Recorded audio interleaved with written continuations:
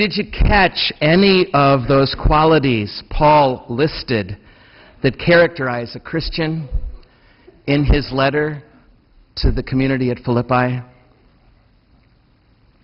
He wrote to them, "Let your gentleness be known to everyone.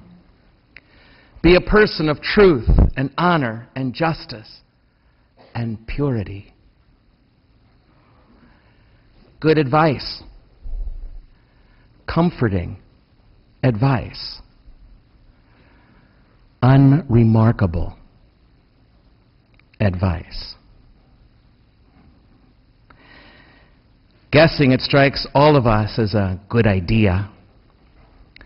Most of us would say, yeah, those are great habits most people ought to develop. We'd also probably agree that those habits are pretty easy to do, especially when we live in relative comfort and when we live in relative security and when we hang out with relatively like-minded people like we are here tonight. Sure, gentleness is a good idea. So is truth and honor and justice and purity. Few would disagree of any religion, or none. The widespread assumption is that what it means to be Christian is pretty much the same as what it means to be a good person.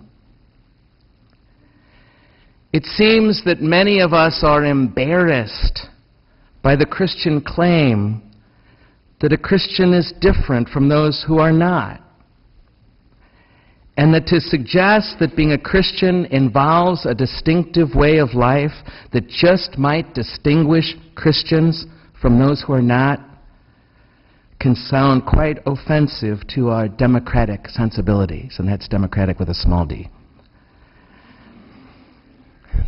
Deep down, I don't think many of us think there is much difference between the Christian and the non-Christian.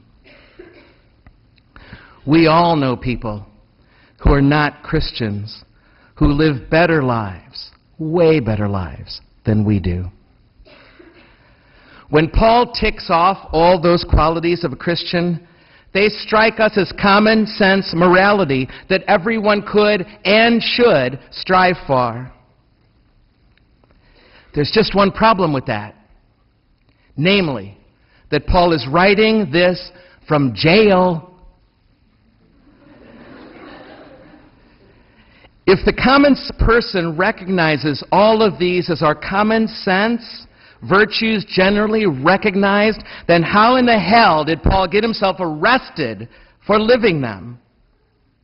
And notice that Paul isn't even upset that he's in jail. Rejoice, he says. He was filled with joy there in jail. The fact that Paul is in jail challenges our assumptions about these common sense values. Paul is suggesting that you and I have no clue what gentleness, truth, honor, justice, purity involve if we don't recognize them in him and in the one he imitates right there in jail. How they were practiced by him in jail. Paul is saying that it is not enough to just do what a good person does, but doing what a good person does in the way it must be done by that good person, Jesus of Nazareth. Doing what a good person does in the way it must be done by that good person on the cross. In other words, my friends, those common sense virtues must be understood in the light of his life, imitating him. So in the end, we must be gentle, true, but the way Jesus was gentle on that cross, the way Paul was gentle in that jail. We must be truthful and just and pure and honorable in the way the one Paul was imitating was, on the cross. For Christians, all those common sense virtues are cross-determined. Cross-determined. That alone is our criteria for everything. It is the story of Jesus that determines our knowledge, our understanding of gentleness and truth and honor and justice and purity.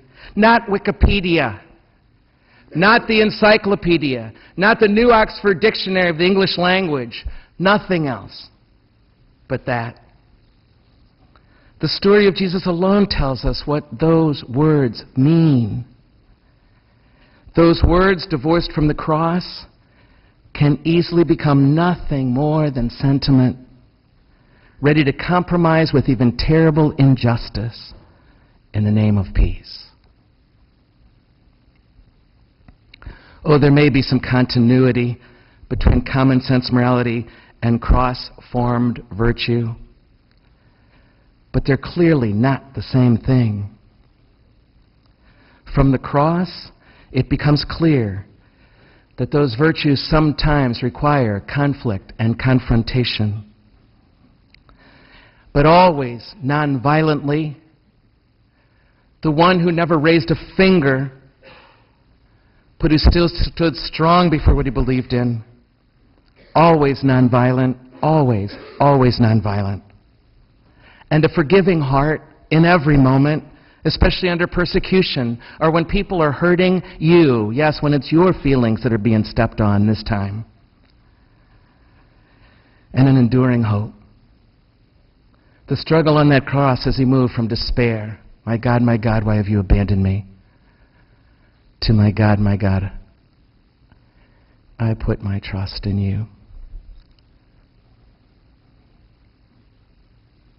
And joy. If you want to know what truth is, it's known in the silence of Jesus as he stands before the charges of a Pilate, a silence that is his refusal to accept Rome's power.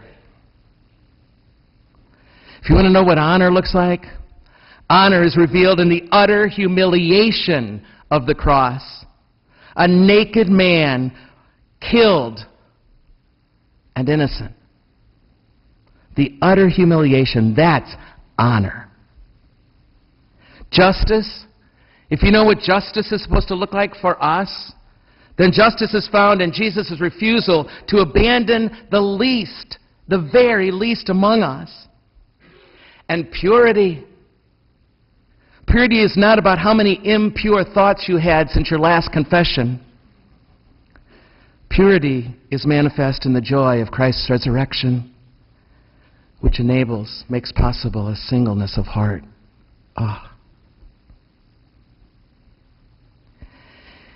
In other words, my friends, before the cruelty and the hardship of the world, to continue to work to bend the world to justice.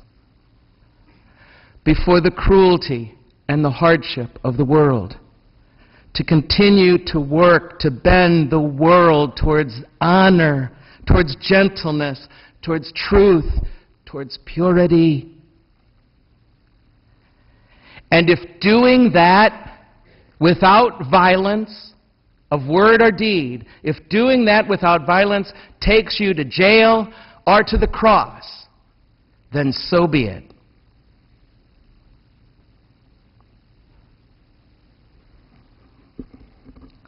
This alone allows us to live in peace and joy in a world that seems to know so little peace and so little joy.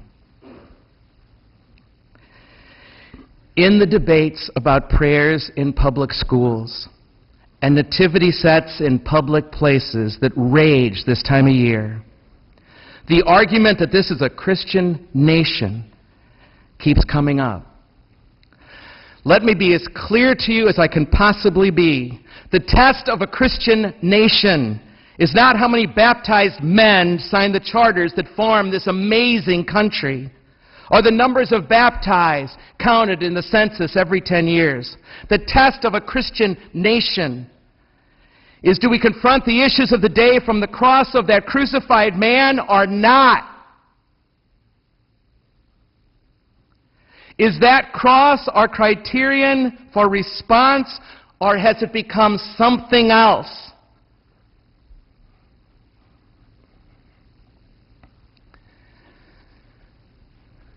At this table tonight, we enjoy together the meal of a new age. A new age that turns over how the world understands truth and honor, justice, purity, and gentleness.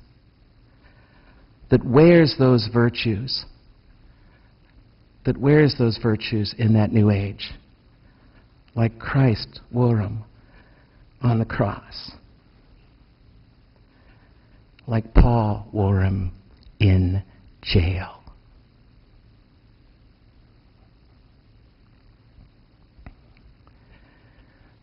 Then, formed by those virtues, do not be surprised if you discover that by coming to this table, you are not just another good person. You are a Christian.